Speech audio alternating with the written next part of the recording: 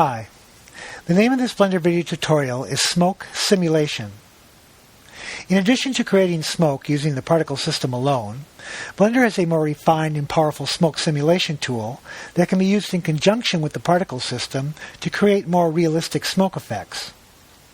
This is the second in a series of video tutorials that focus on common settings and techniques used in implementing Blender particle effects. The settings and techniques demonstrated here are by no means definitive.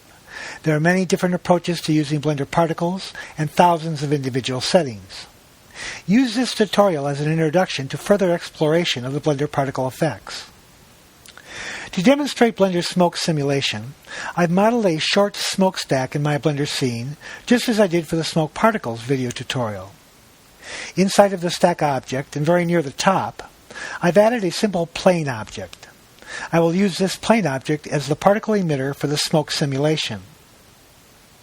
I have preset the animation length to 100 frames.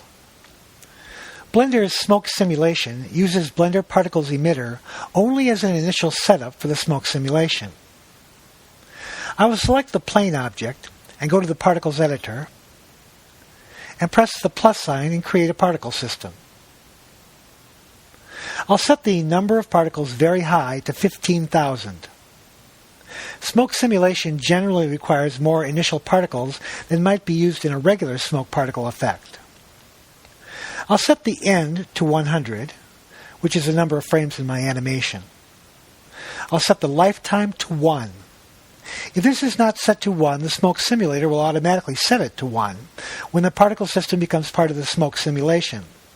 This is a reminder that the particles here are only used to set the initial jumping off point for the smoke simulation. I'll select Random Distribution, and I'll set the normal velocity to 0.5. In the Render panel, I will uncheck Render Emitter. I will also set the Render Visualization to None. In this sense, particles themselves will not be rendered, but rather the Blender Smoke Simulator will use the particles as an initial starting point.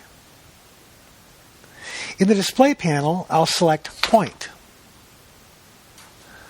I'll press the play button and you can see the initial particle movement. I'll stop the timeline and go back to frame 1. With the plane emitter selected, I'll go to the Physics panel. Here I will select the Smoke Simulation modifier. I will then assign the plane particle emitter as a flow object. In the flow settings, I will checkmark Initial Velocity. The initial velocity box indicates whether the smoke generated from these particles is to inherit the velocity settings from the particle system or not. The multiplier parameter allows us to apply a factor to the particle velocity. The temperature difference setting affects the rise and fall of the smoke.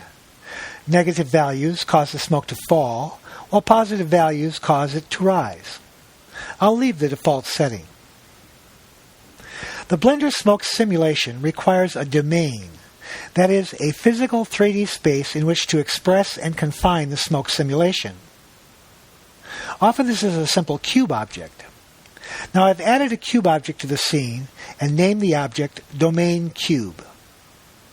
The cube object is scaled along the X, Y, and Z axis and positioned so that the plane emitter is within the domain cube, leaving space for the full smoke simulation effect.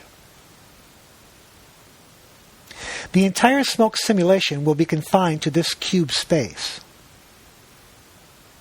With the domain cube object selected, I'll go to the Physics Editor and click on the Smoke Simulation button. Here I will assign the object to the simulation as a domain object. I'll go back to the plane emitter and press the play button. The smoke simulation creates a dense smoke effect within the confines of the domain cube object. Now this is a bit deceptive because our final rendering of the smoke will not look much like what we see here in the 3D display, as we have many settings to add to this. I'll stop the animation and go back to the domain cube. In the physics settings, I will set the divisions to 64. This is a resolution setting. The higher the number, the more resolution, but also the more taxing on your computer's memory. The density setting affects generally how fast the smoke rises. The default setting results in a quite naturally rising smoke, and I'll leave the default setting. The temperature difference controller, like the one we saw in the flow settings, is another control for how fast the smoke rises or falls. I'll leave the default settings. The vorticity controller affects the amount of turbulence within the smoke, and it has a default value of 2. This can be varied between 0.1 and 4. I'll set this to 4. Now, even at this highest setting, it produces a very subtle effect. Selecting the dissolve option makes the smoke fade and disappear after a specified period of time. This time is set in the time box. I'll checkmark the dissolve box and set the number to 18. This is an arbitrary time scale. The slow option makes the smoke dissolve based on a log scale. It will dissolve quickly at first and then slow down over time.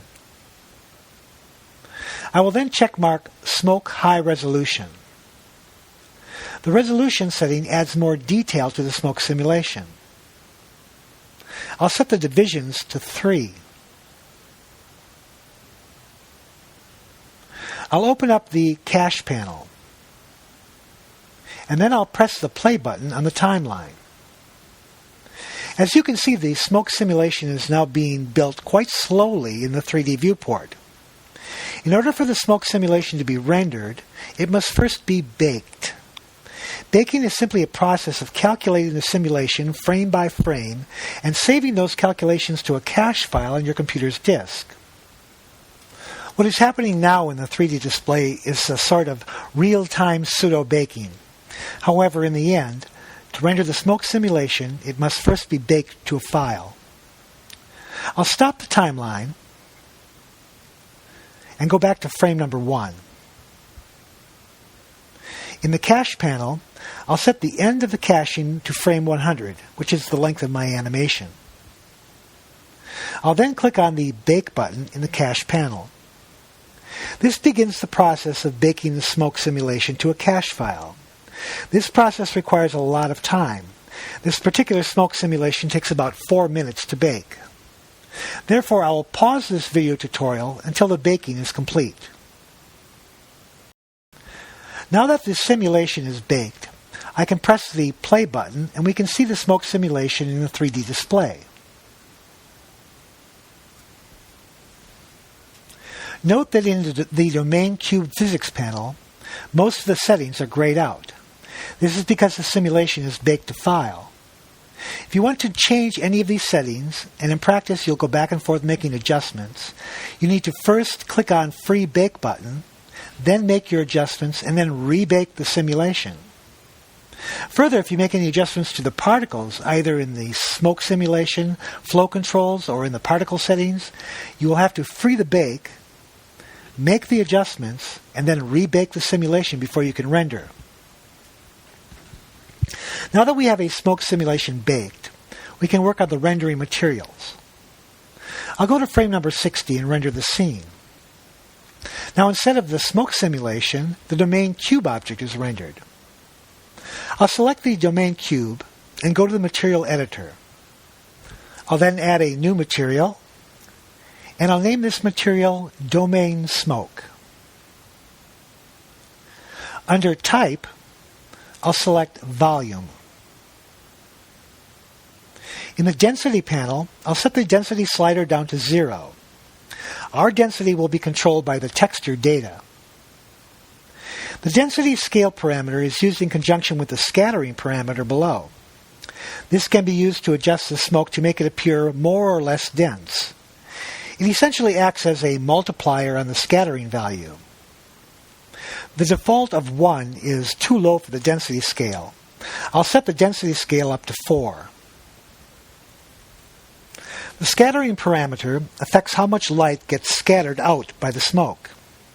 Increasing this value causes more light to be scattered, meaning that there is less penetration. I'll set the scattering to 5. The emission controller determines how much light is emitted from the smoke.